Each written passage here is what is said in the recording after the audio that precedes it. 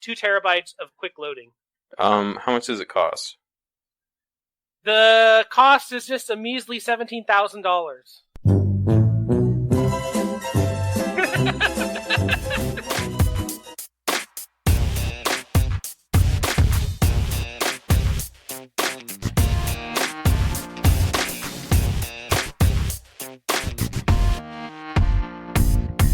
The cost is just a measly $17,000.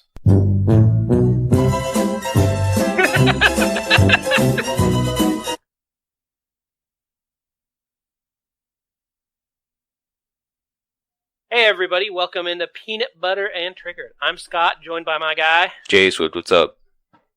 Hey y'all. Today we're going to talk a lot about Comicon. We're sorry that we're a little late on this episode. Unfortunately, Jay had to stay a little late for work, but we're going to talk about Comicon. We're going to talk a little bit about a system, an all-in-one system, and we're going to talk a little bit about the 10 and the 20 and tell people what's going on this month. How are you doing today, my friend? I'm doing quite nicely. I had to rush myself over to the studio because I got wrapped up in an episode of RuPaul's Drag Race. You know how I feel about that show. Go ahead. I have to say, shout out to Jay Henney. You know who you is. He's a new listener. He said I don't like drag queens, and I told him that it's not that I don't like drag queens. I just don't like that show. He said that he didn't, or he said that you didn't like drag queens? No, he said, oh, Scott, you don't like drag queens? And I said, it's not that I don't like drag queens. It's just I don't think it's a good show. Well, I beg to differ on both. No, I'm just kidding.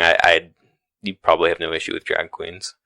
But yeah, so I gotta go wrap up that episode of RuPaul's Drag Race after this. How many seasons are there? 11. How deep are you? I'm on the 11th season. I'm like 5 episodes in. You think you're gonna start over? Start over what? Like once you complete it, do you love it so much you're just gonna start a whole thing over? No. I usually just watch something once, unless it's like the X-Files or Seinfeld. Seinfeld's pretty good, and Curb Your Enthusiasm's really good. Don't even get me started, sister. Too good. Too legit to quit. Hey, the first thing we're going to do, this is going to be a short one. Jay informed me he's playing nothing and doing nothing different with his life. So, the PDW, you're not playing anything new or watching anything new other than a whole bunch of Drag Race, right? It's not new. The Grand Theft Auto update came out pretty recently. This is the casino update. So after I wrap up with this, I'm going to finish RuPaul's Drag Race and I'm going to jump on with Kevin to do some gambling. Shout out Mr. Lonely. No, that's a different guy. That's my cousin. Oh. Well, the cool thing is that game has added so much shit after the fact. It's unreal. It's funny. I think I'd rather play Grand Theft Auto than Red Dead Redemption, just because I felt like I didn't even get through the entire game just because I got bored with it. But Grand Theft Auto, like there's constant shit that's coming out that makes it way more playable. So weird to think about. Can you run your own used car lot and then like steal it and also arrest people? Yeah. Online? Yeah. Isn't that what you did? Yeah, I miss those days. I legit do. If I had the time, I mean, the thing was, I think I've said this like 100 times on this podcast. They wanted that server wanted me to be on 20 hours a week. God, you're a dirty turkey. 20 hours a week. I was like, you're fucking high, man. Like, I don't have 20 hours to play Grand Theft Auto a week. And they're like, if no one was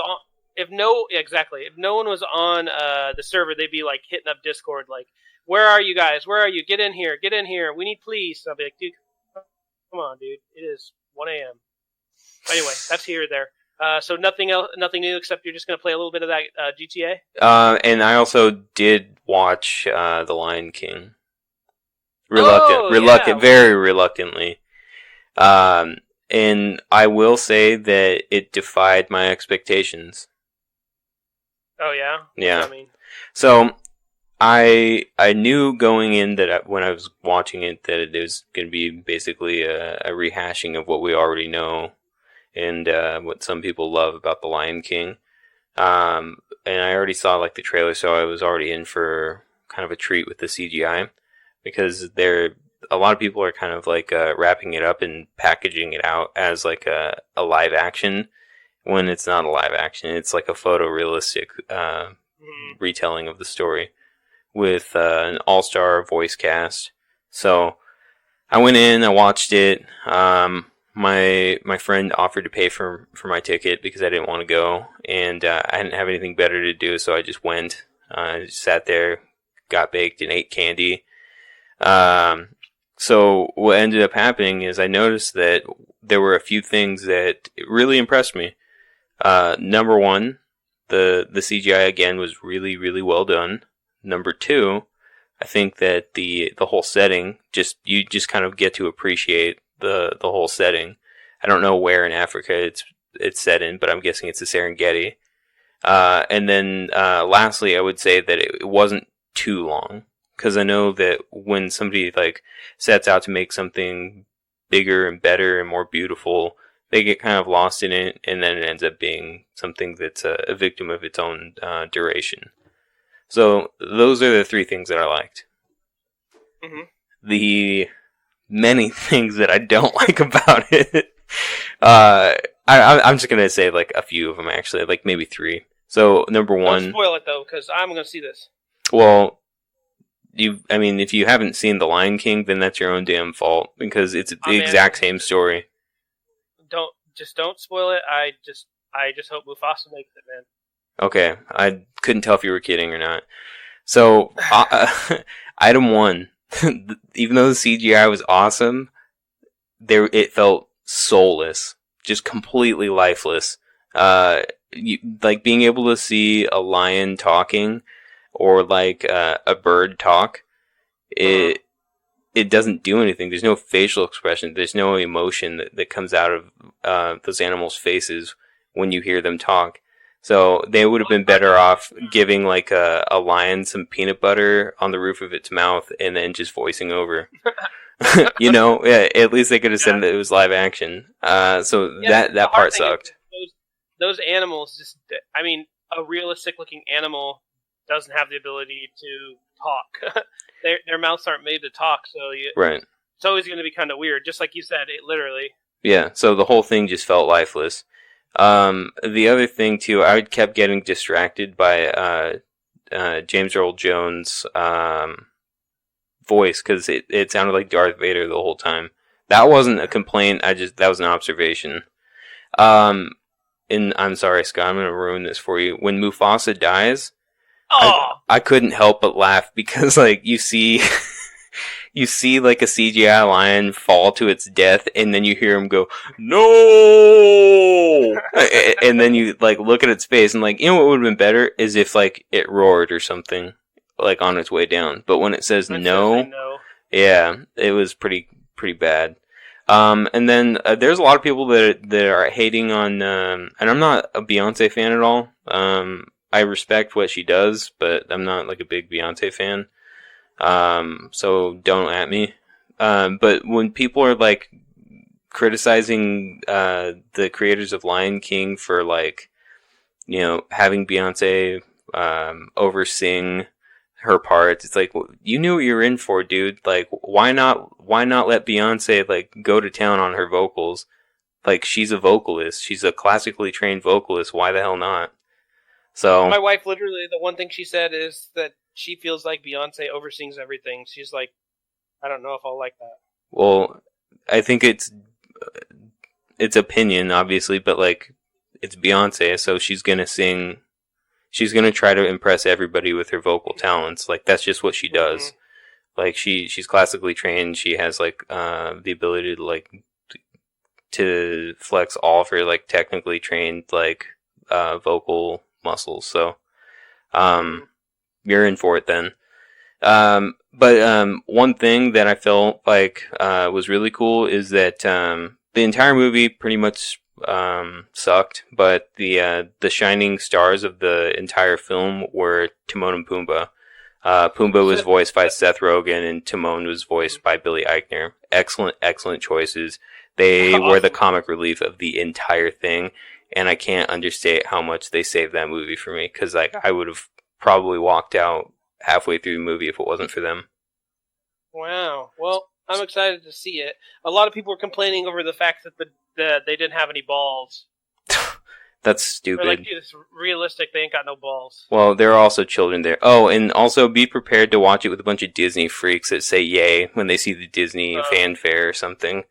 I had those fucking Disney freaks clap at the end of the movie. Like, I'm sorry if you clap at the end of movies. You have problems. I always remember I went and saw Harry Potter, the 8th one in movies. And if you read the books, then you knew that Harry Potter gets based. If you haven't watched Harry Potter and you plan to watch it, and I'm about to spoil it, go. I don't even care. Like, it's too late. Go ahead, like 40 seconds. Yeah. Well, there's that part where Harry Potter gets killed, right? He's the last Horcrux, and then so he dies, but then he comes back to life for some reason. Well, I always remember like being in there, and he gets killed. In the book, he gets killed for like just a few pages. He comes right back. Like, it's not that. I mean, it's sad, but it's just a few pages. In the movie, it happens, and I always remember like sitting there at the midnight premiere, and there was a girl like literally like 3 seats down, like openly weeping, like just bawling, and I was like, dude, you must not have read the book. It's like the same thing, you know? Yeah. People get into that shit. Well, I give The Lion King a strong F+, only because I feel like the animated one was like light years ahead of what the CGI version could do, even with all the technology. I think the voice acting was also done much better in the animated one too. The voice acting for the kids in the new one, it just wasn't there. And it didn't help that they were photorealistic CGI animals. Mm-hmm. Well, that makes sense. Well, there you go. Official PBT rating from your guy Jay, an F+. Hey, it's a F+ though. Yeah. Hey, just to finish out the PEW real quick. I am watching a football season starting, so All or Nothing, and then Last Chance U. If you like football, get on Amazon right now. Watch All or Nothing with the Carolina Panthers. It follows them through the whole season, in all the way through. So not only at the game, but in practices everywhere, which is really cool and a cool inside look at a football team. And Last Chance U, which you might even like. It's about these guys who are basically, most of them are, I guess you can call them reformed, but they are kids who are really good at football, but had life issues like, they committed crimes or got in with the wrong crowds. So they were kicked out of like D1 schools oftentimes. So like Georgia Tech or LSU didn't want them because of their, off-field issues. Yeah. And this school basically takes them in, allows them to play a year at junior college, kind of redeem themselves, and then these schools can come back and they get a chance at an opportunity at a scholarship at a D1 school again, and hopefully realize their dream of playing in the NFL. But it is really interesting to see the kids because a lot of them have a lot of issues, and the one I watched, this kid stole something, so he got kicked off the team, and so the coach is really hard-headed, and he like grew up in Compton. I think it was Compton or something like that. It's like this big white guy, and he just tells it like it is, and it's really interesting. So that's all I got to say about that. Do you want to start the 10 and the 20, my guy? Yeah, let's do it. So basically, I guess maybe, sorry to interrupt you. I guess maybe we should explain it for any of our new listeners. Yeah, that's what I was about to do, but go ahead. I'm sorry I interrupted you. I apologize. No, that's okay. 10 and 20. Hey, on this segment, we do once a month. We look at games from 10 years ago and movies from 20 years ago, and we talk about, as of this month, so July, if do they stand the test of time? Do they stand the test of time? Exactly. So, go ahead. All right. So, for all you Julia Roberts fans out there, Runaway Bride came out 20 years ago. For all of you Pierce Brosnan fans, The Thomas Crown Affair came out.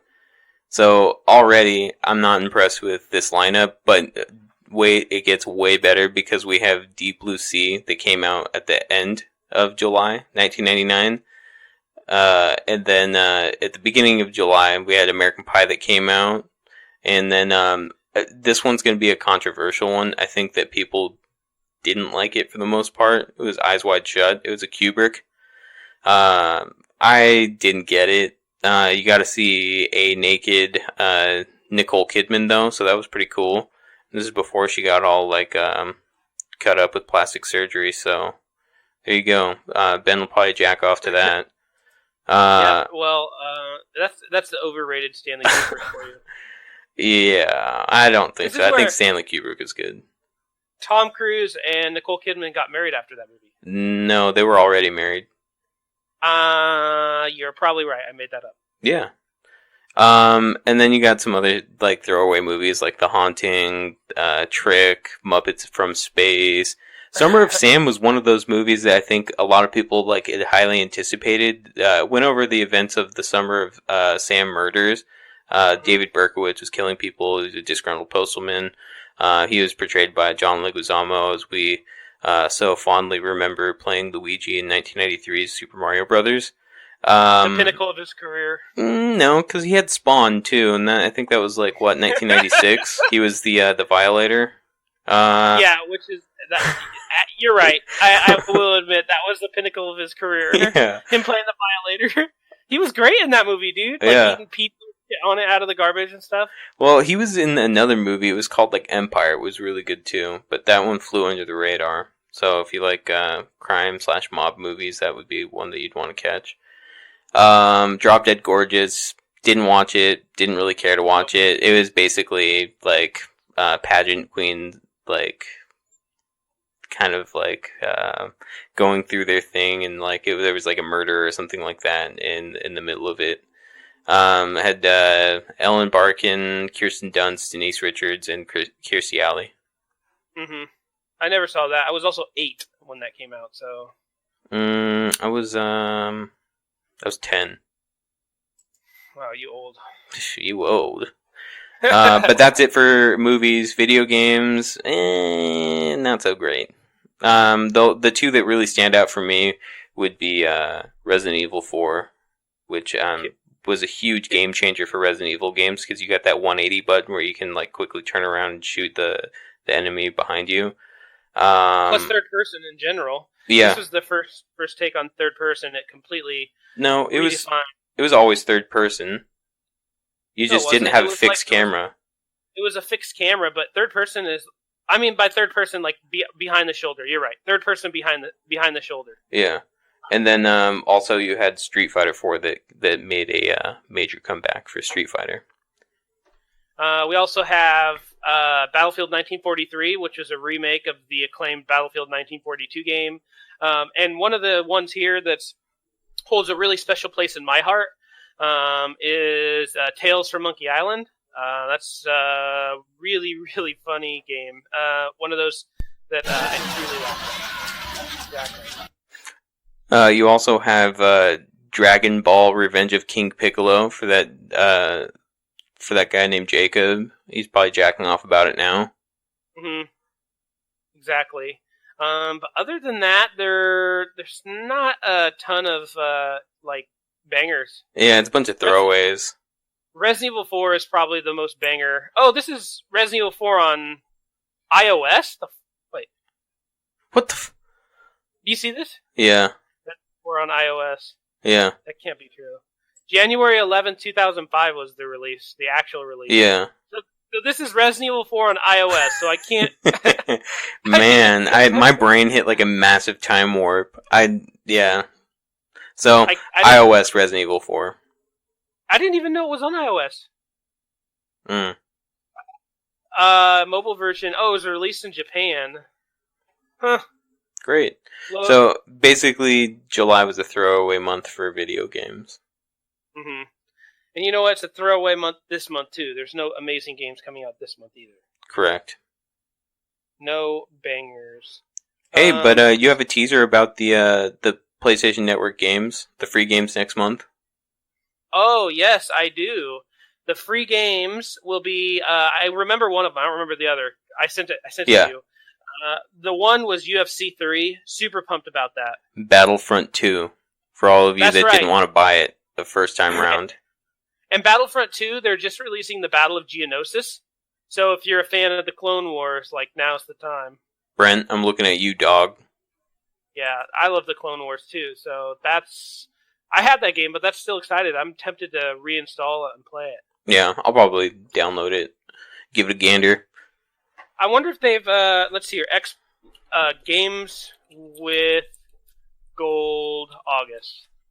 Let's see if their predictions are going to be that they will be Strike Suit Zero, Ironcast, Eurofishing, and the only other one they're predicting is probably the best out of all of them is Middle-earth: Shadow of Mordor.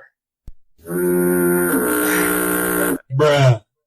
Come on, Still, Xbox, dude.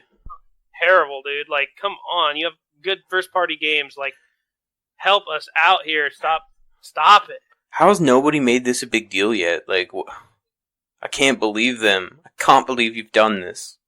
They might as well have not. I can't believe you've done this. They might as well not release anything. Like, Right. as far as I'm concerned, Yeah. I won't even go out of my way to download that bullshit. Eurofishing, get the fuck out of here! A fishing Man, game? that really made you mad. This is coming from the guy that plays Flight Simulator. Flight Simulator is way different than. Oh, God. Alright, well, what else do we have on the docket? Is it basically everything at San Diego Comicon? The one thing I wanted to bring up, because I thought it was super interesting, is Origin, who is famous for making computers, nice computers, gaming computers. They're releasing a PC, Xbox One, PS4, and Nintendo Switch all in one system. If you're interested in this, I highly recommend you go over to Origin's website and check it out. It's called the Big O. There's a couple really cool things about this. Wait, the what's Xbox it called? And the Big O. I'm coming. They pulled apart a PlayStation and an Xbox, and they custom put it into a PC case, basically. They have a water cooling circuit, so all the processors run on the same water cooler, which is really cool. It has a Nintendo Switch slot. You literally take the Switch and you can slot it right in the back or pull it out and play with it. And lastly, it's pretty much the most badass PC you could get, with an i9 9900K, a NVIDIA, a Titan RTX, as well as 64 gigs of Dominator Platinum RGB RAM, a 2 terabyte Samsung drive, Evo, and then a 14 terabyte Seagate Barracuda hard drive. So long story short, it's got pretty much the most badass PC you can buy in it, with an Xbox One, a PlayStation 4, and a Nintendo Switch. And I forgot to tell you, both the PlayStation 4 Pro and the Xbox One X have been upgraded to have 2 terabyte SATA SSDs in them. So 2 terabytes of quick loading. How much does it cost? The cost is just a measly $17,000.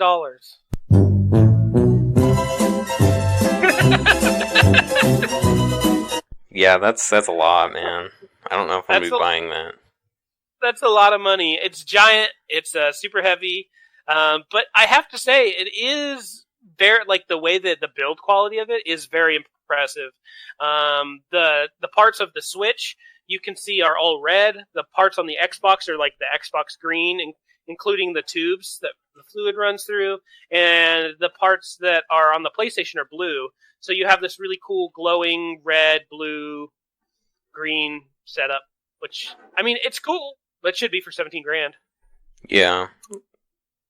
That's all I wanted to talk about for news, because I thought it was interesting. That's the first time I've seen something about that.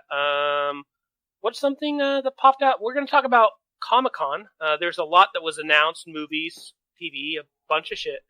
You want to start with something interesting that you saw? Yeah. This is kind of a joke, but I thought it was kind of strange. I'm sure whoever's listening out there, I'm sure you've seen the trailer to Cats. Scotty, you just watched it. this has been one trailer that's come out recently that's kind of confused and perplexed an entire nation. And it's a very unsettling depiction of the musical Cats. So, for all of you out there, if you're a big fan of the musical Cats, look no further. It's going to be on the silver screen this holiday season. It's so creepy. Featuring Taylor Swift. Oh yeah, that's right. It has an all-star cast. It's like Jennifer Hudson, Idris Elba, Taylor Swift, James Corden, Jason Derulo. Like they spared no resource as far as getting this all-star cast together. But man, oh man, does it look super freaking weird. It's a bunch of humanoid cat-looking things dancing around. Yeah, with their human counterparts' faces CGI'd onto a weird cat human body. I think that it suffers probably from a similar thing like you were saying that the Lion King might suffer with. It's like, it's human-looking cats, and it's almost, if you watch the original movie, I never watched it, but I've seen, like, scenes from it, and it's just people dressed up as cats, so that's not that big of a deal. But when they're CG'd on and stuff, it just becomes really creepy. They're almost like too human or too cat, I don't know, but it's just really weird. I see this going one of two ways. People are just going to laugh at it, laugh it off, and it's going to be just a big joke. The other way I see it going, people like Neb Notlaw, they're going to take it, they're going to jack off to it, and then that's going to be it. So both scenarios, I don't see them panning out too well. I don't see how it could possibly be good. But, it's weird, dude. It's just so weird. It's way too weird and way too out there. Yeah. So, what other things have caught your eye? We got the new and final release chapter for, the release trailer for It Chapter 2. Hey, that looked great. Dude, that movie the first one killed it. It was one of my favorite horror movies in years, and this one looks to be just as good. I love how they kind of followed the original It storyline, how they're no longer kids and now they're adults, and it looks just as fucking creepy as the old one did. Yeah, it seems to follow exactly what the book and the made-for-TV movie did, where they follow through on a pact that if Pennywise ever came back, they'd come back and kill it. So, things that really stood out for me in the trailer, I think they did a really good casting job for all of the characters, except for the redhead lady. I forget her name. Beverly, I think. Mm-hmm. Jessica Chastain doesn't look like the younger version of that. I think they just thought, like, oh, let's just pick some other redhead lady, and they thought that was going to be fine.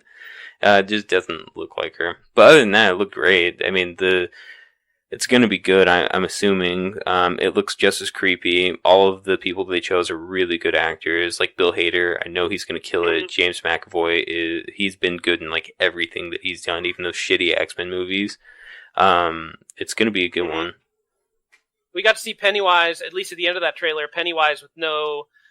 Oh, it didn't look like he was it. I mean, he had the it's makeup like humanoid, on, but he right? wasn't like... Yeah, human it. Yeah, exactly. Yeah. Which should be interesting. Yeah. That's probably the horror movie I'm most excited about upcoming. Yeah, I'd agree with you for sure. You mentioned something about a biopic that showed up, a trailer for a biopic for, what's it called? It's a Beautiful Neighborhood. Oh yeah. If anyone knows me, they know that my favorite actor ever is Tom Hanks. Wait, what? Yeah. Ever? I think he's ever. He has most of the movies he releases are bangers. I think Forrest Gump is probably the best movie ever made. Did you like The Terminal? No, that wasn't my favorite. Did you like Sully? Not all of his. Sully was decent. Did you like? God, I'd have to go through his filmography. But he doesn't have tons of bangers. He has he has tons of bangers, but I don't think every one of his movies are bangers for sure. Not every one, but let's look at a few of his bangers. Let's yes, just do this please right do. Tom Hanks movie. Tom Hanks. Let's list his bangers here. Castaway, banger. Forrest Gump, banger. Apollo 13, banger. That's not a banger. Banger. Sully. Saving Private Ryan. Straight banger. The Green Mile. Banger. Philadelphia. Banger. Philadelphia was Captain good. Phillips. Okay. That was not a banger. The other movies that I don't think are, like Da Vinci Code, doesn't do anything for me. Bridge of Spies was okay. Yeah. But Road to Perdition, fucking banger. I still have to watch that. You never let me borrow that. Oh, I could. That's a banger. Yeah. Another one of his that not a lot of people watch Big. is pretty good as well. Extremely Loud and Incredibly Close. That's another one that's really interesting. It's about a kid who's... Tom Hanks plays a guy who basically died in 9/11, and it's about his son. And it's interesting because it opens with Tom Hanks falling through the sky, so it basically alludes to the fact that he was a jumper on 9/11, which is really sad. That's really sad. But the movie is pretty good. But yes, Tom Hanks as Mr. Rogers. I am very excited for that. I loved Mr. Rogers as a kid.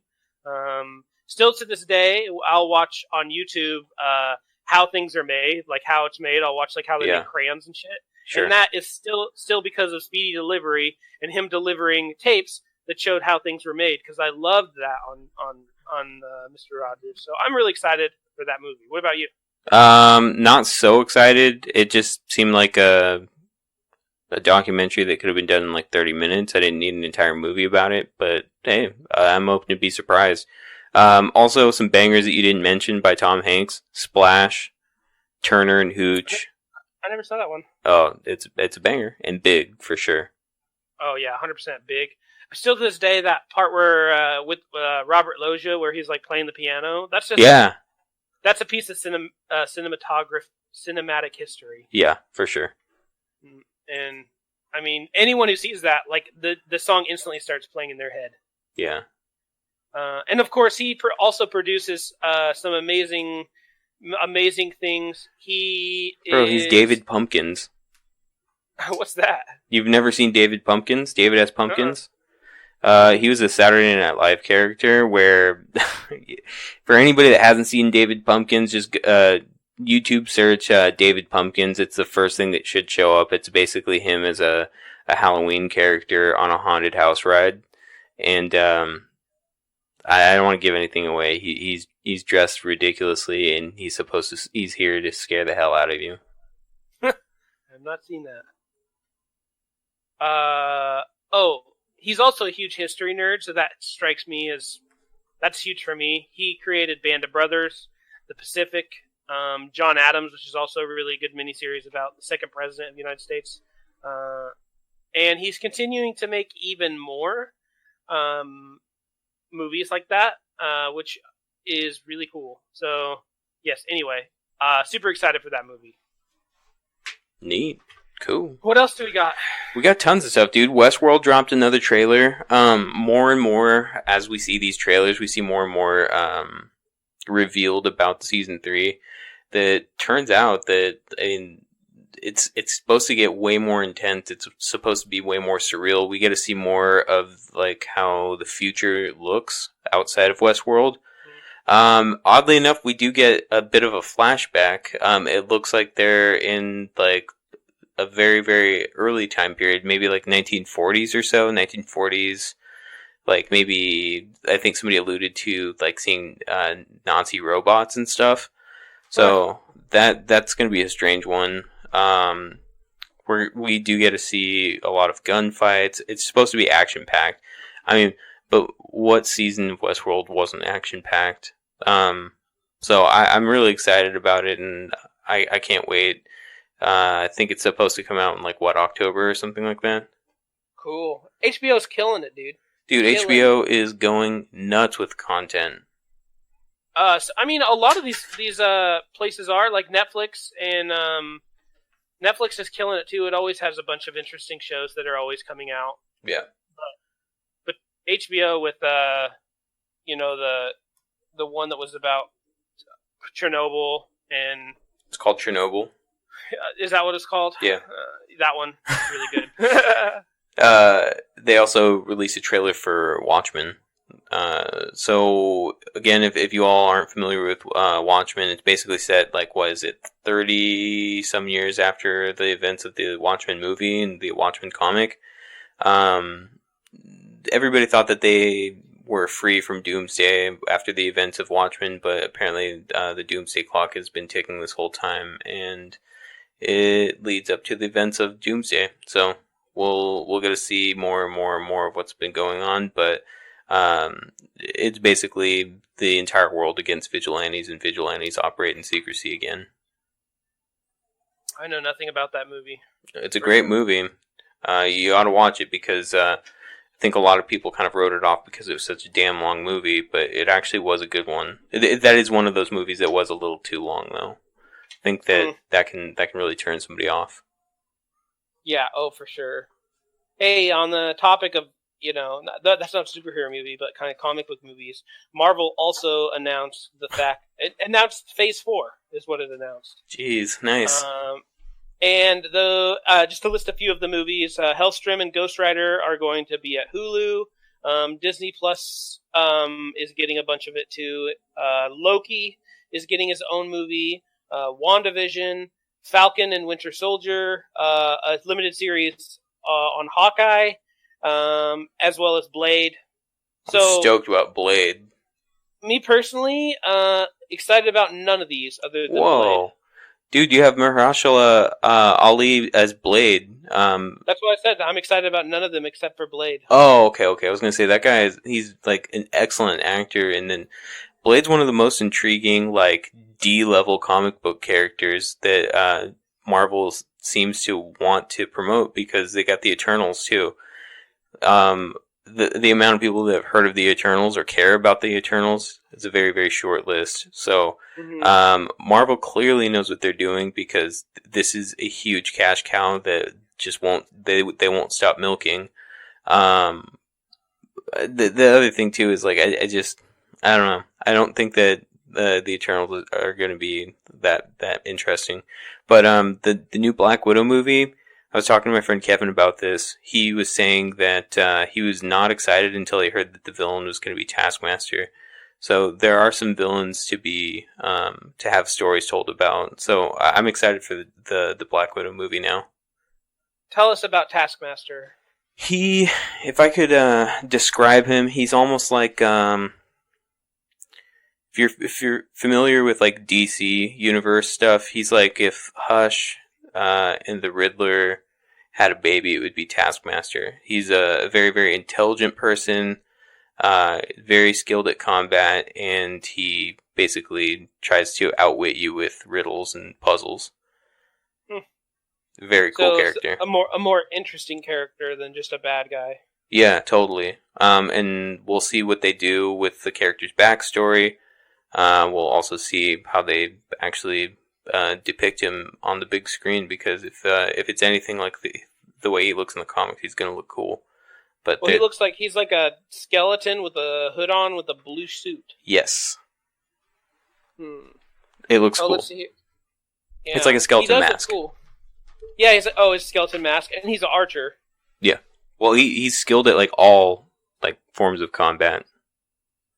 Interesting. Well, that's interesting to me. Yeah. So, Marvel's doing it again. Have a whole bunch of superhero shit. One thing I showed you is we're getting a little 12-story, 6-episode TV show from The Walking Dead's Greg Nicotero, and that is Creepshow coming back. And those of you who don't know, or maybe you remember, in 1982, George Romero and Stephen King teamed up to create the original Creepshow, which was a very gory movie. And this, you should go watch the trailer if you haven't. It looks really interesting. Dude, it looks straight up scary. This is going to be on TV? Let me look here for Is it on like Prime or something? I can't remember what it was, but it looks straight up scary. So it's an anthology series from what it looks like. They might be the stories might be related in some way, but lots of like rotting flesh and skeletons and worms and all kinds of really like gross, scary stuff. Nothing was really given away about the story. It was just kind of flashes of everything. So get ready to be creeped out. those who aren't familiar with Creepshow, I would akin it to Tales of the Crypt. from the Crypt. Yeah. Yep. Very similar. Kind of gross, weird stories. Yeah. Yeah. But yeah, that I'm kind of excited about. Oh, and of course, the thing is there's a little humor to it too. It's kind of like a dark, ridiculous, movie, which I don't feel like we see enough of. And by the way, it's on AMC. Oh, weird. Yeah. Well, I could see that working. I mean, they clearly have had TV shows work in the past for them. I'm thinking of like Breaking Bad and Walking Dead and Better Call Saul. Mm-hmm. And the name of the episodes are Silvery Waters of Lake Champlain, House of the Head, The Champion, The Man in the Suitcase, All Hallows Eve, Night of the Paw, and Bad Wolf Down. So they've released the lineup, which is kind of interesting. So, yeah, I'm low-key excited about that. I'll definitely catch it. Yeah. Is there... Let's see... What about The Witcher? That we saw a trailer come out for that. I don't know if I'm excited about that. I don't think that it looks interesting enough. I feel the same way. I don't know if I'm excited about it either. Well, when I first heard about it, I was like, okay, cool. I mean, I still need to play the game. I have it. I haven't downloaded it and played it yet. I think it was like The Witcher 3 that I need to play. Apparently that's like the best one. Me too. Yeah, and I don't know. I heard about it. I always heard about development. Then they casted Henry Cavill. Henry Cavill, that guy he played Superman in the Justice League movie. And I don't know, it seemed interesting enough until I saw the trailer. Are you feeling the same way? Yeah, it should be interesting. I don't know if the story of the Witchers, if I remember correctly, is basically there's these there's magic in the world, and you can imbue a human with magic, but when you imbue the human with magic, it turns their hair gray, and it makes them emotionless. So they're usually like, they literally can take it or leave it. They have no moral compass. Or they have less of a moral compass, if I remember correctly. But then they can cast magic. And in the game, when you play, you get to select, do you want to be kind of an evil guy, or do you want to be a good guy? So it should be interesting to see what they do in the movie. Well, or the show. I'm not wielding any magical powers. My hair hasn't turned gray, but after I saw that trailer, I was definitely left emotionless. There's a character named Yennefer, which I'm sure people will be familiar with. They tried desperately to make this woman look weird. It looked like they just stuck a jawbreaker in her mouth and told her to kind of like squirm up a little bit, and that was it. I thought that was the strangest use of like practical effects. Yeah, that was kind of weird. I'm just with you. And also, we didn't see a lot of the monsters. We saw like a spider, but in the game, there's a ton of really badass monsters. So I kind of want to see more of those. Because the whole thing is Witchers fight monsters and protect like the local townships. So who knows? And I mean, as we kind of get to the end here, we got Top Gun, which looks cool. Yeah, that one is intriguing. I don't even remember all of Top Gun originally, so I have to go back and watch that before. I never watched it, I do admit. You never watched it? I know, right? Huh. Well, I mean, I'm not much better than you. I like barely watched. I mean, I watched it like maybe once or twice, and I don't even remember the movie. But I mean, it's full of like classic scenes and classic lines, and it's a part of like movie history as like one of the cooler movies of that decade. So we saw the trailer for it. It looks interesting enough. I mean, it still has Tom Cruise. I'm curious to see if Val Kilmer makes a cameo, unless his character died. Yeah, I was gonna say unless his character really died in the first one. I don't know how you come back from dying in a jet, but we'll see. I mean, it looks interesting enough. Although in the trailer, it looked like he was like super stoked about being an adrenaline junkie, and he needs to go fast. And then it showed him like racing away on a motorcycle. But if I needed to go fast, I would just take a jet everywhere.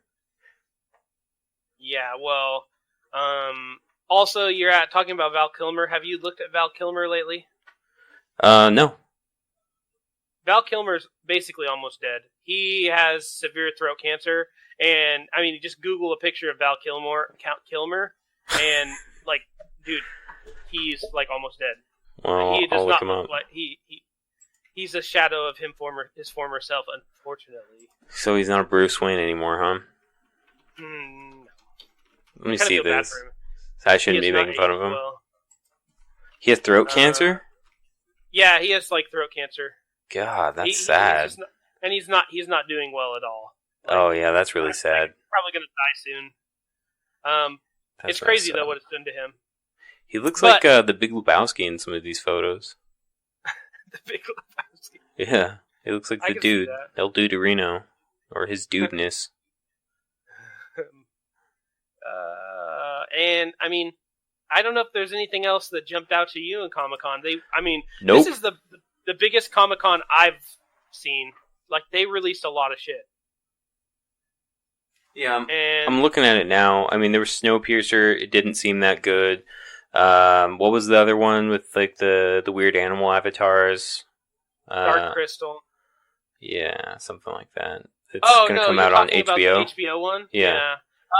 His Dark Materials. His Dark Materials. I'm not super excited about that either. It's supposed to be cool though. Well, we'll see. We'll see what happens. That might be one where you have to watch it to think it's good, you know? Yeah, you got Picard. Yeah, which I don't give a shit about, personally. Yeah, me either. That's basically it. I mean, as we wind down here, I can't really think of anything that's noteworthy to be able to talk about for any longer. Like, I'm also having respect for y'all's time out there, so if there is something that you wanted us to talk about more in depth, I guess hit us up on our normal channels here. But Scotty, send us a letter. Okay. You could send us like a postcard from your city. Yeah, go ahead and send us a carrier pigeon, please. Yeah, exactly, and then we'll try to respond with a. We'll try to respond.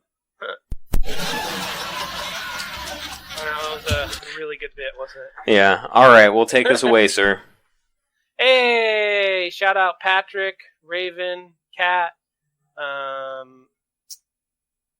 Jay Henney. Shout out to Thodes, my wife, my son, and Robbie. All right. That leaves it to my shout out. Shout out to Jacob's mother, Ben's mom, my girlfriend, Katie. Shout out to Javad. Shout out to Ryan. Shout out to Kooky Lukey. Shout out to Banny and Codes. We love yous. We love you guys. Hey, we'll see you next week. Hey, is this episode 49? Maybe. Let's see here. Let me look real quick so I can preface the next episode it is. I can't remember. This is episode 49. Guess what, boys and girls? Next week is episode 50. And I'm thinking what we should do is we should do a look back on Peanut Butter and Triggered for episode 50. In memoriam. Yeah, an in memoriam. Exactly, just like on The Walking Dead. All right. Well, that's it. Thanks, y'all. Have a good night. Bye. Laters.